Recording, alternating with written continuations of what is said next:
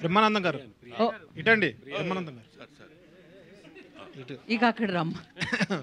అంటే పిలవటంలోనే ఒక చిన్న అదే కదా. పల్నాడు బ్రహ్మానందం గారు అంటే సారీ అంత అటెన్షన్ పే చేసి సార్ సార్ చెప్పండి సార్. మీది మాది ఒకే జిల్లా సార్, పల్నాడు జిల్లా. Very good. సార్ మేము ఎప్పుడైనా స్ట్రెస్ జొన్నకూడు జొన్నంబలి జొన్నకలి జొన్నలు తప్ప మరి సన్నలు సున్నసుమి ఈ పలనాటి చీమ ప్రజలందరికీ అన్నాడు శ్రీనాథుడు. చెప్పండి పల్నాటి పరుషాన్ని గురించి. సార్ మాకు ఎప్పుడైనా కోపం వచ్చినా లేదా స్ట్రెస్ వచ్చినా ఏదైనా కొంచెం కామెడీ సీన్స్ చూడాలంటే యూట్యూబ్లో బ్రహ్మానందం సీన్స్ చూస్తాం. అలాంటప్పుడు మీకు కూడా అలా అనిపించినప్పుడు యూట్యూబ్లో ఎవరు సీన్స్ చూస్తారు? నా సీన్సే. నన్ను నేను అద్దంలో చూసుకొని నవ్వుకుంటాను. ఎందుకంటే మీరు సినిమాలు చూడరని అన్నారు కదా, అందుకని. సినిమాలు చూడమండి. సినిమాలు చూడటం అంటే డబ్బింగ్ చెప్పేటప్పుడు నా సినిమాని చూసుకోవాలి. నేను చేసేది మ్యాక్సిమం హీరో క్యారెక్టర్స్ ఏం చేయం.